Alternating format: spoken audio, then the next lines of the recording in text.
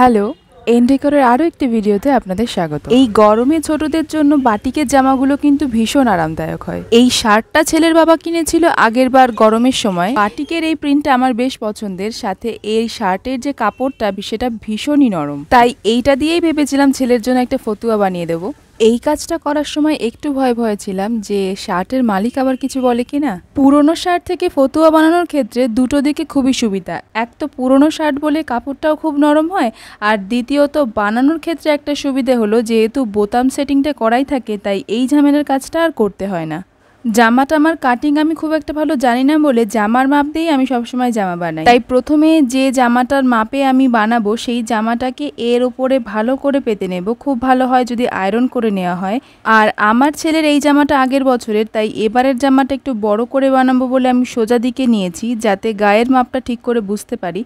আর আপনারা সবচেয়ে ভালো হয় যদি উল্টো করে নেন, তবে এক্সট্রা যে কাপড়টা লাগছে সেই কাপড়টাও সাইডে দেখতে পাবেন। জামাটাকে টান টান করে পাতিয়ে নেওয়ার পরে এবার একটা চক দিয়ে মার্ক করে নেব। আমি জামাটা একটু বড় করব বলে জামার থেকে 1/2 ইঞ্চি বেশি রেখে মার্ক দিচ্ছি। এটা আমি সেলাইয়ের মার্ক নিচ্ছি। কাটার সময় এর থেকে 1/2 ইঞ্চি বেশি করে কাটতে হবে। যদি সেম সাইজের জামা বানাতে যান তাহলে কিন্তু এইটাই হবে কাটিংয়ের মাপ। ফতুয়ার নিচের দিকে দু সাইডে চেরা অংশ থাকে, আমি সেই জায়গাটা একটু মার্ক করে নিয়েছি। বাচ্চাদের ক্ষেত্রে এই পোর্শনটা স্কিপ করলেও কিছু হয় না, কিন্তু দুদিকে চেরা থাকলে দেখতে ভালো লাগে। এবার মাপ অনুযায়ী কেটে নেব। আমি আগেই বলেছি এই মার্কটা আমি সেলাইয়ের মাপ অনুযায়ী করেছিলাম, তাই 1/2 ইঞ্চি মতন বেশি জায়গা রেখে আমি কেটে নিচ্ছি। চক দিয়ে মার্ক করার সময় সামনের গলার মাপটাও আপনারা নিয়ে নেবেন। আমি এই কাজটা করতে ভুলে গেছিলাম, তাই আমাকে আবার করে এই শার্টের পিসটার ওপরে এই জামাটাকে সেট করে তারপরে গলার মাপটা নিতে হয়েছে। আপনারা এই কাজটা করবেন না। চক দিয়ে দাগ দেওয়ার সময় এইভাবে গলার মাপটাও নিয়ে রাখবেন। এইবারে পেছনের পাটটা থেকে সামনের পাটটা আলাদা করে সামনের পাটটা দুভাজে ভাঁজ করে নেব, যাতে গলাটা কাটতে সুবিধা হয় আর গলার মাপটাও সমান হয়। আর জামার বগলের দিকটায় সামনের পাটের কাপড় একটু কম থাকে পেছনের দিকটার তুলনায়, তাই আমি সামনের পাটে 1/2 ইঞ্চি মতন কাপড় কেটে নিয়েছি। ওই কাপড়টা এমনভাবে কাটতে হবে যাতে কাঁধের উপরের জয়েন্টের যে দুটো কাপড় সে দুটোর মার্ক একই থাকে, আর বগলের ওখানে যে দুটো কাপড়ের মার্ক সেটা এক থাকে।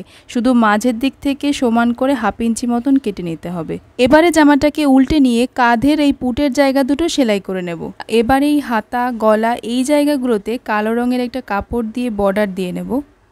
আমি এর সাথে এই পকেটের চারপাশে একটু দিয়ে দিয়েছিলাম যাতে দেখতে একটু ভালো লাগে। আর সবার শেষে দুটো সাইড সেলাই করে দিলেই হয়ে যাবে ফতুয়া। তবে যদি সাইডে কাটা রাখেন তবে কাটা জায়গাটা 3 ফোল্ড করে আগে সেলাই দিয়ে দেবেন, তারপর দুটো সাইড সেলাই করবেন, তাহলেই রেডি। আমার মনে হয় ছেলের গায়ে নিজের শার্ট দেখে হাসতে গিয়ে রাগ করার কথাই ভুলে গেছিলেন ছেলের বাবা। আপনাদের ভিডিওটা কেমন লাগলো সেটা আমাকে কমেন্টে জানান। আজকের মতন টাটা, দেখা হচ্ছে নেক্সট ভিডিওতে।